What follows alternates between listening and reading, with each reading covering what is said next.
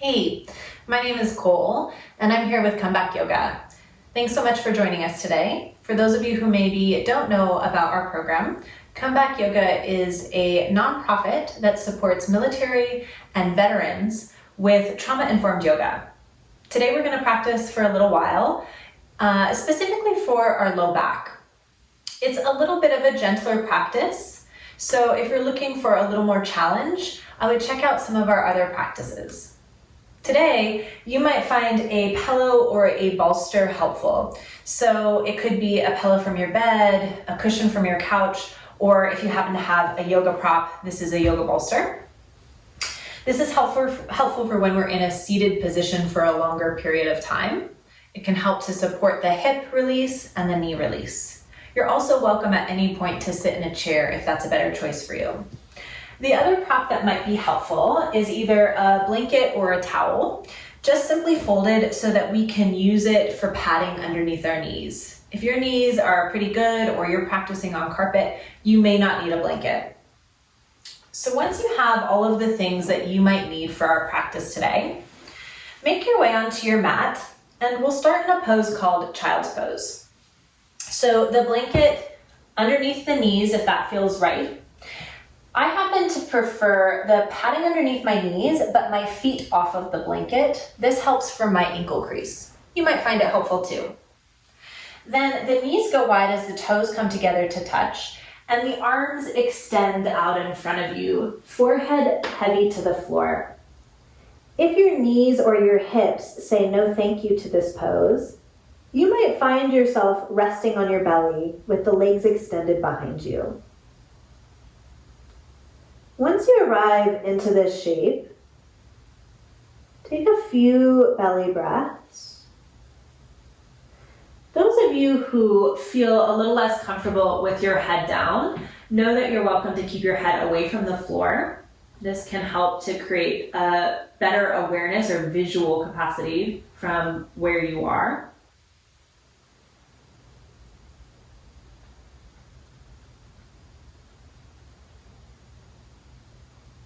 And so give yourself a few more breaths wherever it is that you chose to rest. And as you take these breaths, could you take the length of your breath one count longer than it currently is? So if your breath happens to be at a count of 4 on the inhale and a count of 4 on the exhale, could it now be 5 and 5? If one part of the breath is a little bit longer than the other, you might even try making the breath a little more even.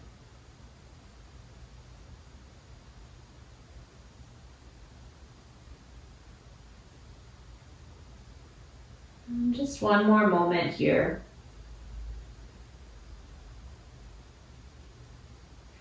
Making your way to a tabletop shape where your hands are underneath your shoulders and your knees are underneath the hips. Press into the hands and tuck your chin, rounding the spine all the way up towards the ceiling. Then the belly lowers towards the floor, lift through the heart, lift through the chin. So we'll move the spine back and forth a couple of times like this. If you're moving a little bit faster, that's an interesting way of practicing, and so is moving a little bit slower. I like to move at the same pace of my breath,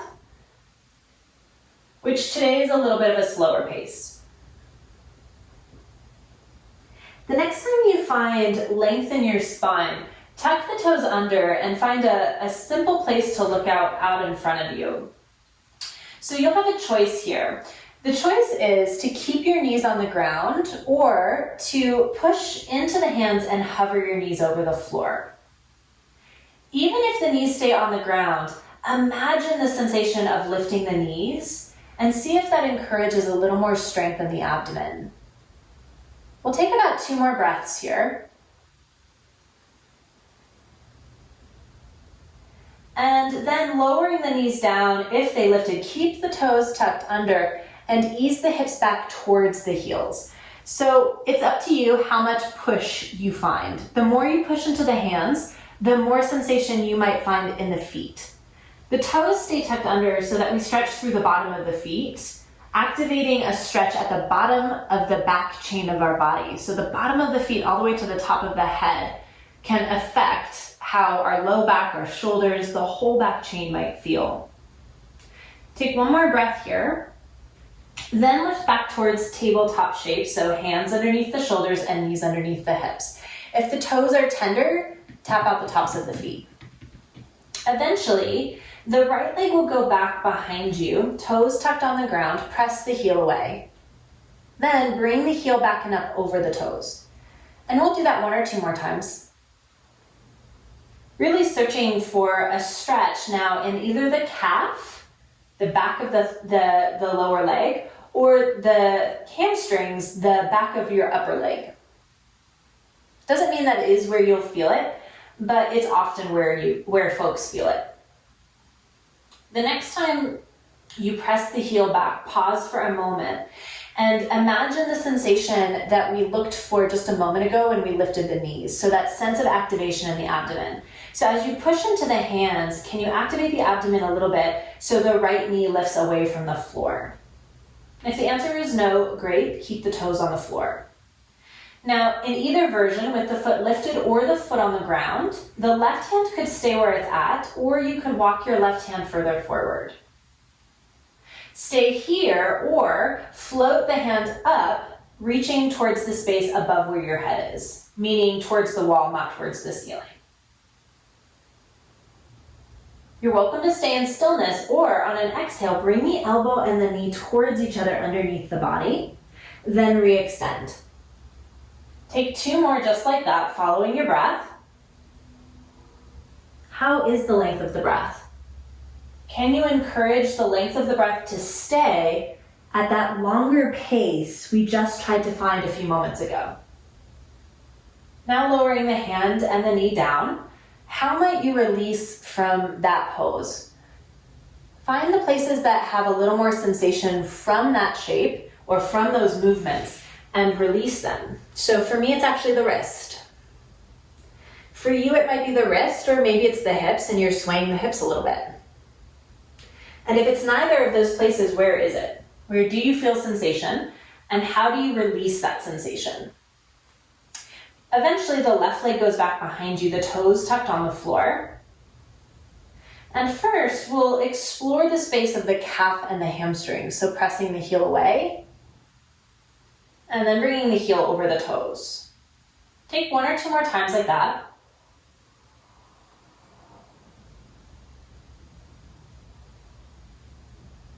And then bringing the heel up and over the toe, imagine the strength of the abdomen again.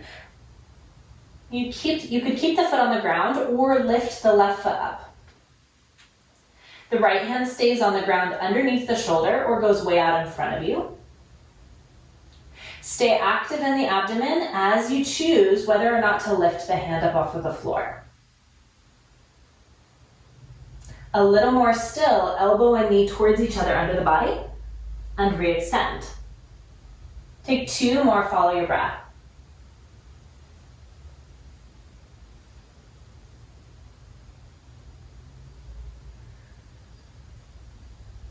Re-extend.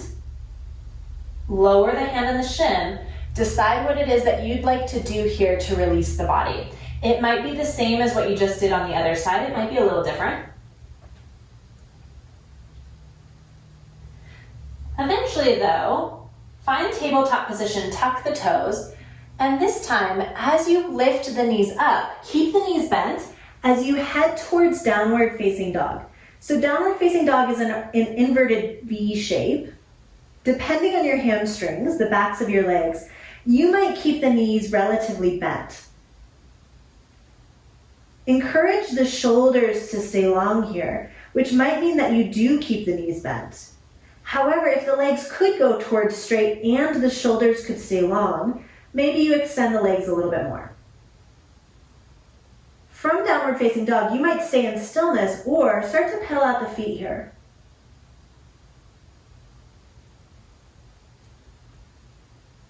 Give yourself another breath or so in downward facing dog.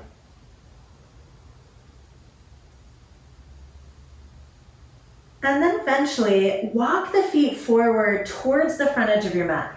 If you were using a blanket, you could just walk on over it. Keep the feet at about hip distance apart when you find your forward fold, and encourage a little bit of a bend in the knees. Tuck your chin towards the chest to elongate the back of the neck, and take your hands to opposite elbows. Sway here a little bit from side to side.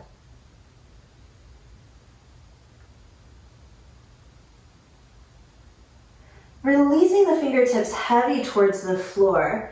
Still with a bend in the knees, uncurl the spine, come all the way up to stand tall. Shrug the shoulders towards the ears and release the shoulders down. Take 2 more big shrugs of the shoulders. And then after this last shoulder shrug, sweep both arms up towards the ceiling. As you exhale, bend into your knees. Take your hands down towards the knees and use the arms a little bit for some support as you round the spine. So this is really similar to when we were in tabletop shape, moving the spine in cat-cow. So arching the spine in one direction and then the other.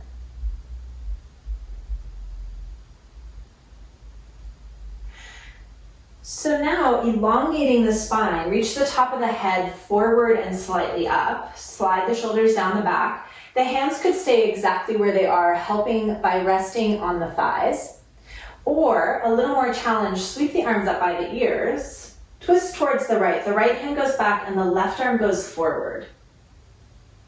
Bring both arms up and twist towards the left. Both arms go up and move from side to side. If you would like to add the twist, but you'd rather have the legs straight, that's a really great option too.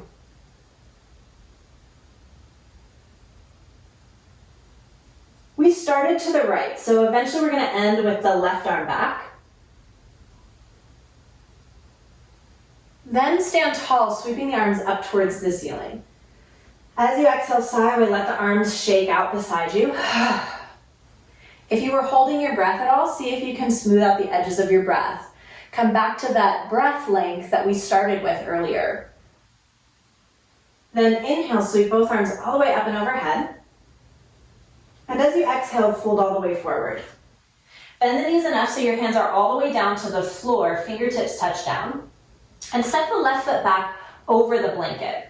If you weren't using a blanket, it's about 3 feet.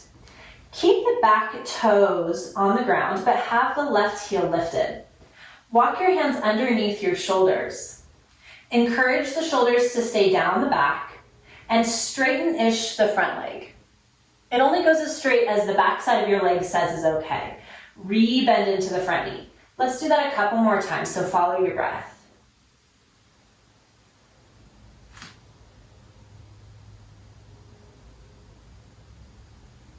This next time that you bend into your front knee, keep the left hand on the ground and take your right hand up towards the ceiling. Then bring the hand down towards the floor. The back heel, swivel it down so the toes are pointing towards the left. Then spiral the arms all the way around so that you're in a warrior 2 shape. Warrior 2 is when the front knee is over the ankle and your chest is facing the side of the room. The back foot is parallel to a short edge of your mat or pointing in the same direction that your chest is.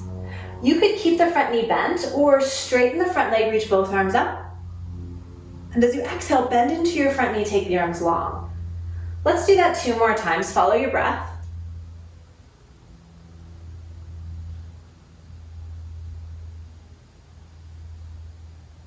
Then extending through the arms, keep the front knee bent. Reach the front arm as far forward as you possibly can. Then rest the forearm against the thigh. Take the other arm up towards the ceiling. If you'd like a little more stretch in the side body, reach the arm up by the ear. Push into the back foot to get longer on your side. Then push into the feet. Come back up to warrior 2, the arms extended. Breath out. Take the hands down to the floor, one on each side of the front foot. Then step the back foot forward. Feet are a little bit wide. Take a half lift, hands to your shins, lengthen the spine. And as you exhale, fold the chest back down. Stay here for a few more breaths, which might mean nodding the head yes or shaking the head no. Then when you're ready, hands come to your shins, lengthen the chest. Bend into your knees, fingertips come down to the floor, and step the right foot about 3-ish feet behind you. Walk the hands underneath the shoulders. Straighten-ish the front leg, and bend into the front knee. So doing that a couple of times, observing how the back of your front leg feels as you move.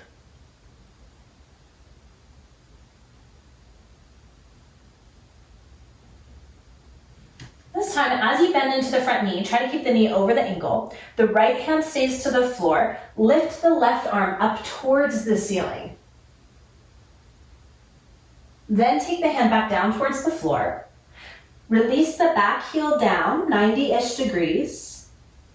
Come up to stand facing your chest towards the side of the room. The front knee is pointing forward over the toes and the arms are extended long. Straighten-ish the front leg, reach both arms up. Bend into the front knee, take the arms long. Take 2 more just like that.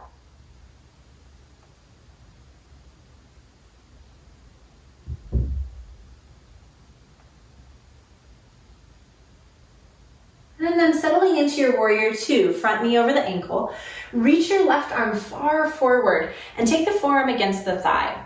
The right arm or the top arm goes up towards the ceiling, or for a little more stretch, reach overhead as you push into the back foot.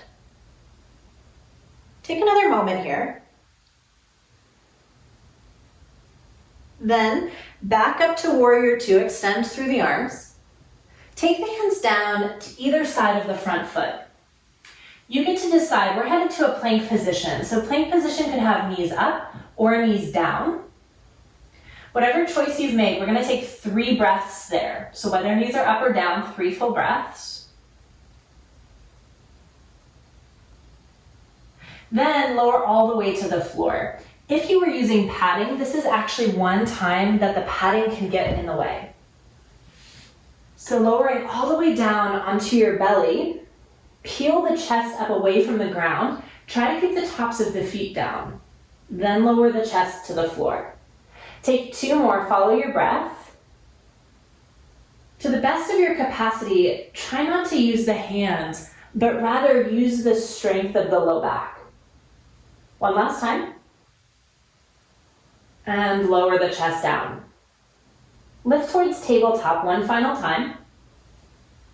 And maybe back to child's pose, sending the hips towards the heels. Take just 1 more breath here. And uncurl the spine, come up to sit tall. We're going to find a seat for a little while, so if you'd like to sit up on top of something, find maybe your pillow or even your blanket. Could be a cross-legged seat, you could sit in a chair. And once you find your seat, shrug the shoulders all the way up towards the ears and release the shoulders down. If your hips feel really fiery here, you might find a wall so that you can rest back against the wall. With either the eyes open or closed, see if you can smooth out the breath.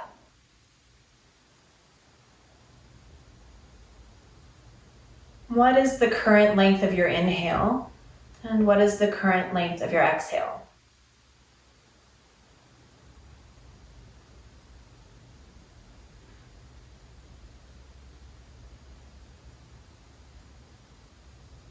Are they the same length or different?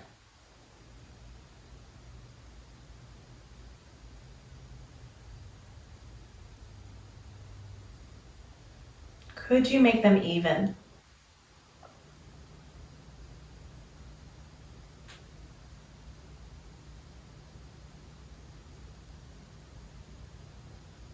And once you feel an evenness in your breath, which may happen today or not, can you then try to elongate both of them, still in a place that's comfortable, but feels a little more spacious?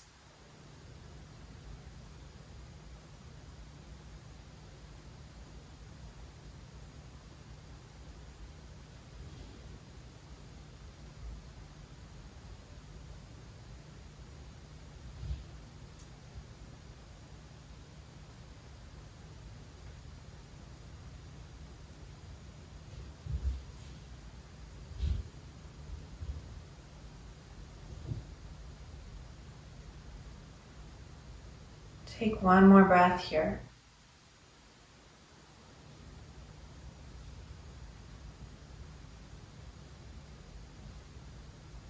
Thanks so much for taking the time today. My name is Cole, and once again, I'm here with Come Back Yoga. If you're interested to learn a little bit more about what we do, there's some links in the description below. Thanks so much and have a great rest of your day.